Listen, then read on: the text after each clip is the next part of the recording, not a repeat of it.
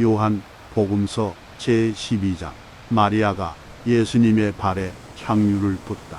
예수님께서는 파스카 축제 엿새 전에 베타니아로 가셨다. 그곳에는 예수님께서 죽은 이들 가운데에서 다시 일으키신 나자로가 살고 있었다. 거기에서 예수님을 위한 잔치가 베풀어졌는데 마르타는 시중을 들고 나자로는 예수님과 더불어 식탁에 앉은 이들 가운데 비어 있었다. 그런데 마리아가 비싼 순 나르드 향유 한 리트라를 가져와서 예수님의 발에 붓고 자기 머리카락으로 그 발을 닦아드렸다. 그러자 집안에 향유 냄새가 가득하였다. 제자들 가운데 하나로서 나중에 예수님을 팔아넘길 유다 이스카리옷이 말하였다. 어찌하여 저 향유를 300데나리온에 팔아 가난한 이들에게 나누어 주지 않는가? 그가 이렇게 말한 것은 가난한 이들에게 관심이 있어서가 아니라 도둑이었기 때문이다. 그는 본주머니를 맡고 있으면서 거기에 든 돈을 가로채곤 하였다. 예수님께서 이르셨다. 이 여자를 그냥 놔두어라. 그리하여 내 장래 날을 위하여 이 기름을 간직하게 하여라. 사실 가난한 이들은 늘 너희 곁에 있지만 나는 늘 너희 곁에 있지는 않을 것이다. 유다인들이 나자로까지 죽이기로 결의하다. 예수님께서 그곳에 계시다는 것을 알고 많은 유다인들의 무리가 몰려왔다. 예수님 때문만이 아니라 그분께서 죽은 이들 가운데에서 다시 일으키신 나자로도 보려는 것이다. 그리하여 수석 사제들은 나자로도 죽이기로 결의하였다. 나자로 때문에 많은 유다인들이 떨어져 나가 예수님을 믿었기 때문이다. 예루살렘에 입성하시다. 이튿날 축제를 지내러 온 많은 군중이 예수님께서 예루살렘에 오신다는 말을 듣고서 종려나무 가지를 들고 그분을 맞으러 나가 이렇게 외쳤다. 호산나. 주님의 이름으로 오시는 분은 복되시오라. 이스라엘의 임금님은 복되시오라. 예수님께서는 나귀를 보시고 그 위에 올라 앉으셨다. 이는 성경에 기록된 그대로였다. 딸 시온아, 두려워하지 마라. 보라, 너의 임금님이 오신다. 어린 나귀를 타고 오신다. 제자들은 처음에 이 일을 깨닫지 못하였다. 그러나 예수님께서 영광스럽게 되신 뒤에 이 일이 예수님을 두고 성경에 기록되고 또 사람들이 그분께 그대로 해드렸다는 것을 기억하게 되었다. 그리고 예수님께서 나자로를 무덤에서 불러내시어 죽은 이들 가운데에서 다시 일으키실 때에 그분과 함께 있던 군중이 그 일을 줄곧 증언하였다. 군중이 이렇게 예수님을 맞으러 나온 것은 그분께서 그 표징을 일으키셨다는 말을 들었기 때문이다. 그러자 바리사이들이 서로 말하였다. 이제 다 글렀소. 보시오. 온 세상이 그의 뒤를 따라가고 있어.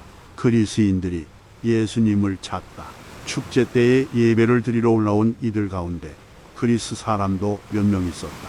그들은 갈릴레아의 베사이다 출신 필립보에게 다가가 선생님, 예수님을 뵙고 싶습니다 하고 청하였다. 필립보가 안드레아에게 가서 말하고 안드레아와 필립보가 예수님께 가서 말씀드리자 예수님께서 그들에게 대답하셨다. 사람의 아들이 영광스럽게 될 때가 왔다.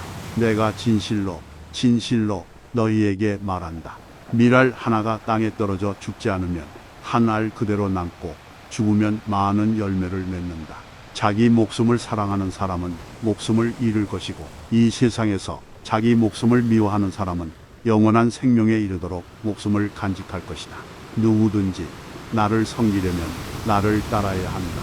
내가 있는 곳에 나를 섬기는 사람도 함께 있을 것이다. 누구든지 나를 섬기면 아버지께서 그를 존중해 주실 것이다. 사람의 아들은 들로 올려져야 한다. 이제 제 마음이 산란합니다. 무슨 말씀을 드려야 합니까? 아버지, 이 때를 벗어나게 해 주십시오 하고 말할까요? 그러나 저는 바로 이 때를 위하여 온 것입니다. 아버지의 이름을 영광스럽게 하십시오. 그러자 하늘에서 나는 이미 그것을 영광스럽게 하였고 또다시 영광스럽게 하겠다 는 소리가 들려왔다. 그곳에 서 있다가 이 소리를 들은 군중은 천둥이 울렸다고 하였다. 그러나 천사가 저분에게 말하였다. 하는 이들도 있었다. 예수님께서 이르셨다. 그 소리는 내가 아니라 너희를 위하여 내린 것이다. 이제 이 땅은 심판을 받는다.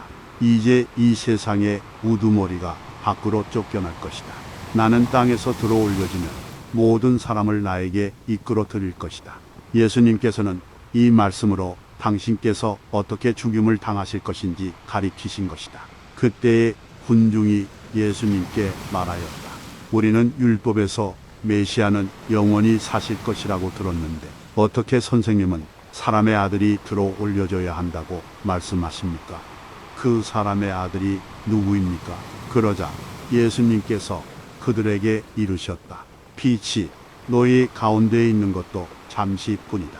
빛이 너희 곁에 있는 동안에 걸어가거라. 그래서 어둠이 너희를 덮치지 못하게 하여라. 어둠 속을 걸어가는 사람은 자기가 어디로 가는지 모른다. 빛이 너희 곁에 있는 동안에 그 빛을 믿어 빛의 자녀가 되어라. 예수님께서는 이렇게 말씀하시고 나서 그들을 떠나 몸을 숨기셨다. 유다인들의 불신. 예수님께서는 그들 앞에서 그토록 많은 표징을 일으키셨지만 그들은 그분을 믿지 않았다. 이는 이사야 예언자가 한 말이 이루어지려고 그리 된 것이다. 주님, 저희가 전한 말을 누가 믿었습니까? 주님의 권능이 누구에게 드러났습니까? 그들이 믿을 수 없었던 까닭을 이사야는 또 이렇게 말하였다. 주님이 그들의 눈을 멀게 하고 그들의 마음을 무디게 하였다. 이는 그들이 눈으로 보고 마음으로 깨닫고서는 돌아와 내가 그들을 고쳐주는 일이 없게 하려는 것이다. 이사야가 이렇게 말한 것은 그가 예수님의 영광을 보았기 때문이다. 그는 그분에 관하여 이야기한 것이다. 사실 지도자들 가운데에서도 많은 사람이 예수님을 믿었지만 바리사이들 때문에 회당에서 내쫓길까 두려워 그것을 고백하지 못하였다. 그들이 하느님에게서 받는 영광보다 사람에게서 받는 영광을 더 사랑하였기 때문이다. 예수님의 말씀과 심판. 예수님께서 큰 소리로 말씀하셨다. 나를 믿는 사람은 나를 믿는 것이 아니라 나를 보내신 분을 믿는 것이다. 그리고 나를 보는 사람은 나를 보내신 분을 보는 것이다. 나는 빛으로서 이 세상에 왔다. 나를 믿는 사람은 누구나 어둠 속에 머무르지 않게 하려는 것이다. 누가 내 말을 듣고 그것을 지키지 않는다 하여도 나는 그를 심판하지 않는다. 나는 세상을 심판하러 온 것이 아니라 세상을 구원하러 왔기 때문이다. 나를 물리치고 내 말을 받아들이지 않는 자를 심판하는 것이 따로 있다. 내가 한 바로 그 말이 마지막 날에 그를 심판할 것이다. 내가 스스로 말하지 않고 나를 보내신 아버지께서 무엇을 말하고 무엇을 이야기할 것인지 친히 나에게 명령하셨기 때문이다. 나는 그분의 명령이 영원한 생명임을 안다. 그래서 내가 하는 말은 아버지께서 나에게 말씀하신 그대로 하는 말이다.